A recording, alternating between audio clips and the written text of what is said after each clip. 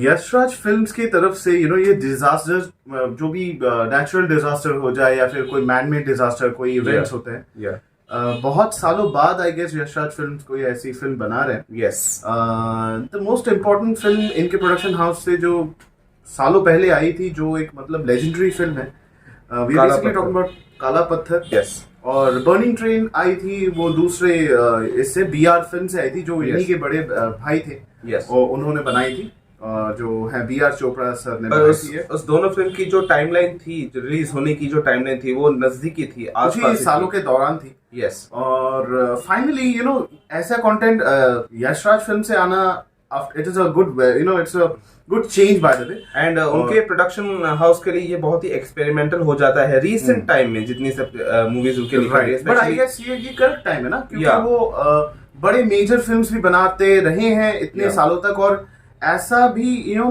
Cinema के तो कई सारे आईने हैं जिनको हर नजरिए से देखा जा सकता है। तो ऐसे भी कंटेंट अगर यश राज से आने लगे, तो एक प्रोडक्शन हाउस के हिसाब से ये सिर्फ मसाला एंटरटेनर सिर्फ फिल्म नहीं बनाते हैं। पहले तो 90s में लोग यही कहते थे कि यश राज फिल्म सिर्फ रोमांटिक फिल्म से बनाती है, लेकिन पर उन्होंने अपना ये शिफ्ट किया अपना गियर और एक्शन की तरफ बढ़े। स्पेशली धूम सीरीज से उन्होंने एक्शन के में अपना कदम रखा। उसके बाद हम यहाँ पे स्पाई सीरीज देख रहे हैं। पर रिदा ने जो बताया गाइस वो सही है, क्योंकि इस तरह के डिफरेंट सब्जेक्ट के ऊपर काम करना चाहिए, चाहे वो जो ट्रू इवेंट्स हो उन सब के ऊपर भी आप थोड़ा सा एक अलग कंटेंट हो जिसको देखने में जरा सा मजा आ जाए। यस, तो ऐसी चीजें हमें यहाँ देखने को मिलेंगी, आई एम श्योर। और कास्ट के बारे में हम थोड़ी देर बाद बात करेंगे। यहाँ पे तो इन्फॉर्मेशन तो वैसे भी वीडियो पे दिया गया है, लेकिन उसके बारे में डिटेल में बात करेंगे, because this is the official trailer reaction for the Railwaymen, so let's go ahead। पर गाइस, उससे पहले अगर आप हमारे चैनल पे नए आए हैं तो वीडियो को लाइक कीजिए और चैनल को सब्सक्राइब कीजिए। बिल्कुल। 2 दिसंबर 1984। हमारे काम में ध्यान बट नहीं सकता, क्योंकि दोबारा ध्यान ब्रिलियंट एक्टर। मेरा नाम हिमाद्री है। बाबिल, पहला दिन है आज तेरा। रेलवे में नौकरी ऐसे मिल जाती है क्या किसी को? बट अगर मांगेगा ना तो मांगता ही रह जाए। देवेंद्र, अरे दिस गाय, ये बच्चा ये इंस्टाग्राम रील्स में फेमस है, इसको मैंने देखा है इसका video. Everything was okay before the cast. Okay, और ये देवेंद्र भी है। वाह, ओफ,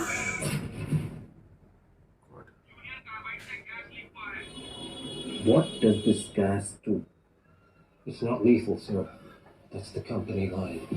Oh God. किसी को एक झटके में मार सकती, किसी को कुछ घंटों में सर सांस ली और काम तमाम। इसकी कोई दवा नहीं। दवा नहीं तो इतने लोगों को बचाएंगे कैसे? जल्द से जल्द सबको यहाँ से निकालना होगा। अच्छा, ये भोपाल जंक्शन। वाह, कब्रिस्तान। देख के मजा आ रहा है। मैं बोल रहा हूँ। Yes. इस वक्त भोपाल जंक्शन रेलवे के नक्शे से गायब हो चुका है। पिछले 2 घंटे से बिल्कुल कांटेक्ट नहीं हो पा रहा है।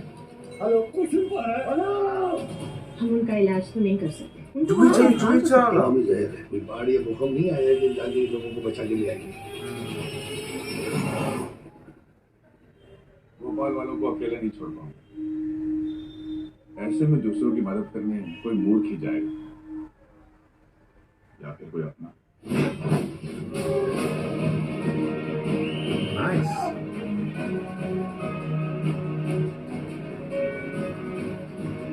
ये लोग है ना, ये हमारी जिम्मेदारी है। चिंता न करिए सर, मैं कहीं नहीं जा रही। Babil, so much like his father, man। ज्यादा शख्स पे सर। गोरखपुर एक्सप्रेस को रोको, हजारों लोग अपनी मौत की तरफ जा रहे हैं। मुझे विश्वास रखो। रघुवीर सर, मंदिरा बेदी, वाओ। इन लोगों को सब कुछ पता था 2 साल से, लेकिन सर ने कुछ नहीं किया। सच लिखता हूँ ना मैं। अरे कुछ सुनना नहीं किसी को। कास्टिंग कुछ सनी हिंदुजा जी, देने वालों को सजा कास्टिंग कुछ कमाल की हुई है यहाँ पे।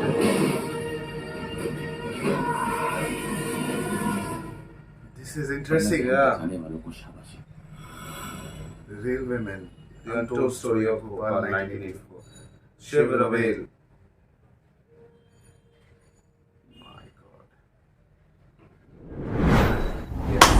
बहुत ही इंटरेस्टिंग फिल्म आई है यश राज एंटरटेनमेंट से, जो उनकी स्पाई सीरीज से, एक्शन फिल्म से, रोमांस से बिल्कुल हटके है। And I love this content. Yes, मुझे सारे एक्टर्स बहुत बढ़िया, टॉप क्लास के जो आजकल जो एक्टर्स हैं, जिनको अनफॉर्चुनेटली छोटे पर्दे पे आना पड़ता है, मतलब मोबाइल के पर्दे पे आना पड़ता है, that is Sunny Hinduja sir हैं और फिर के मेनन सर हो गए। दोनों दिव्येंदु ही फाड़ रहे हैं, मतलब यहाँ पे एक दिव्येंदु भारी पड़ता है स्क्रीन पे, यहाँ पे 2 दिव्येंदु हैं, एक दिव्येंदु जी है और एक दिव्येंदु भट्टाचार्य जी है, आर माधवन, रघुवीर यादव सर हैं, मंदिरा बेदी जी हैं और मतलब बाबिल खान तो यार कुछ कुछ जगह पे बाबिल खान ने कुछ ऐसा किया, मुझे सर की याद आ गई, इरफान सर की बहुत याद आई, बहुत ज्यादा याद आई।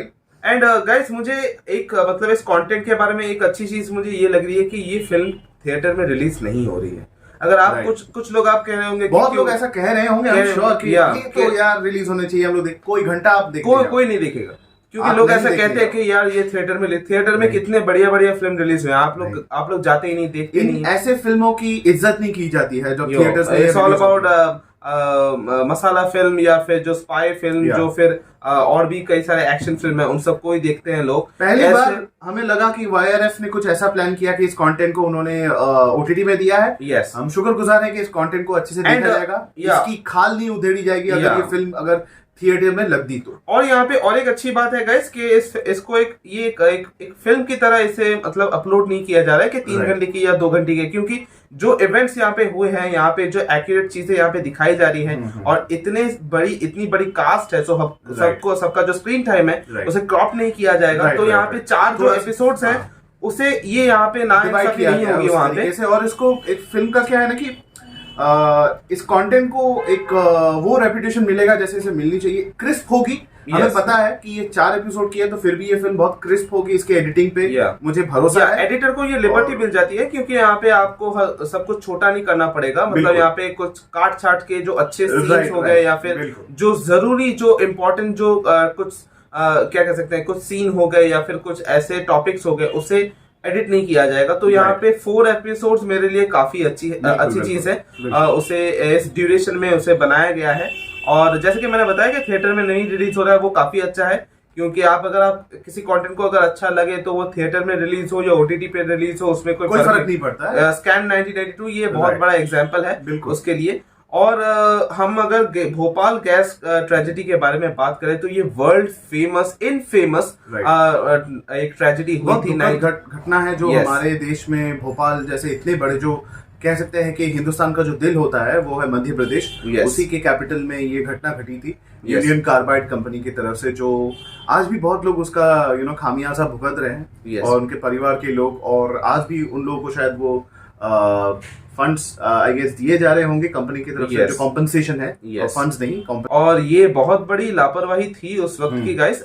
मुझे लगता है कि गवर्नमेंट भी अच्छी तरह से उसे मतलब क्या कह सकते हैं कि सुपरवाइज नहीं कर पाई थी। और जिस तरह के मैंने भी बहुत सारे आर्टिकल्स पढ़े हैं भोपाल गैस कांड के बारे में, तो वहां पे वो जो विदेशी कंपनी थी और वो लोग सस्ते मतलब इक्विपमेंट्स इस्तेमाल कर रहे थे या फिर उस तरह के मतलब कुछ ऐसे वर्कर्स नहीं थे, इंस्पेक्शन प्रॉपर्ली नहीं किया जाता था। अगर कोई चीज खराब होगी, ये होगी, हमेशा माना जाता है इंडिया को कि विदेशी जो वेस्टर्न्स होते हैं वो सोचते हैं कि एक चीप लेबर वाला देश है, या दे दो कुछ भी, काम में सारे लग जाएंगे, कम काम कर लेंगे, मेहनती लोग हैं और थोड़ा सा ज्यादा पैसा दे देंगे। यहाँ पे मैं सिस्टम को मैं यहाँ पे दोषी करार दूंगा कि अगर सिस्टम अच्छा रहेगा तभी बाहर से लोगों को इतनी साहस नहीं होगी तो वो इस तरह का काम करेंगे।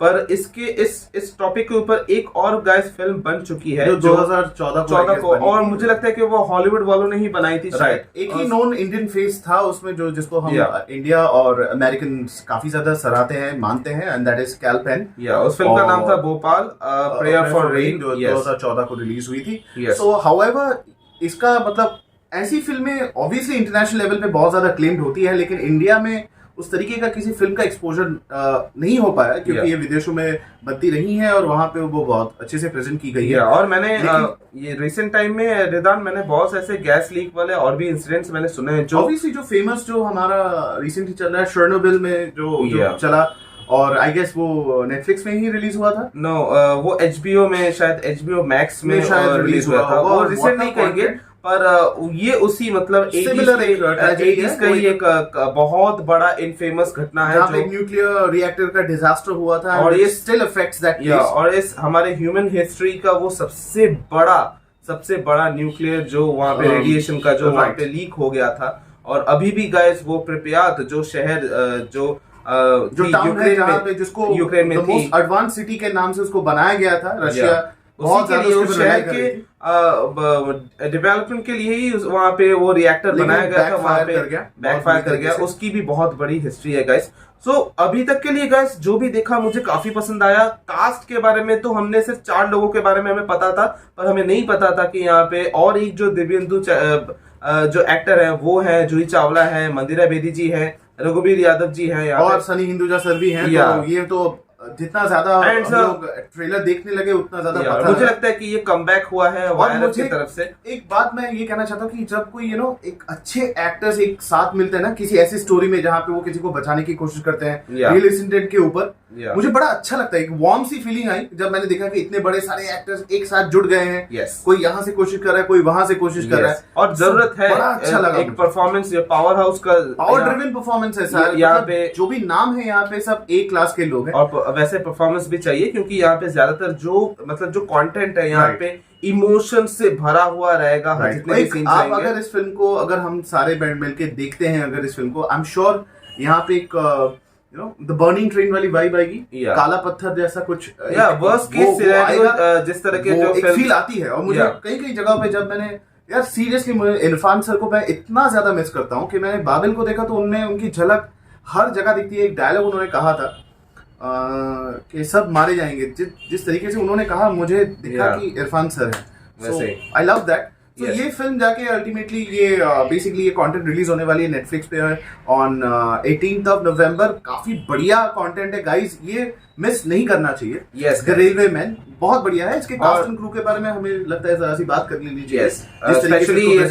स्पेशली डायरेक्टर के बारे में अगर हम बात करें तो शिव रवेल, उनके ऊपर बहुत बड़ी जिम्मेदारी है क्योंकि इतने बड़े बड़े नाम हैं ऊपर से संभाल रहे हैं। और ये जो स्टोरी है ये कोई फिक्शनल स्टोरी तो है नहीं कि आप जिस तरह से भी दिखा दो, तो यहाँ पे बहुत सारी चीजें यहाँ पे एक्यूरेटली आपको दिखानी पड़ेंगी। और 4 एपिसोड की जो यहाँ पे सीरीज इन्होंने बनाई है, तो यहाँ पे मतलब मैं यहाँ पे दाद देना चाहूंगा कि उनका जो डायरेक्शन है वो काफी अच्छा है। और वाईआरएफ की जो सेट होती है ना, वाईआरएफ स्टूडियोज की जो मतलब वो ग्रैंड होती है, ग्रैंड होती है। मतलब यहाँ पे कुछ शॉट मैंने देखे, रिनाउंड प्रोडक्शन हाउसेस और स्टूडियोज हैं एशिया में, तो काफी बड़ा नाम है।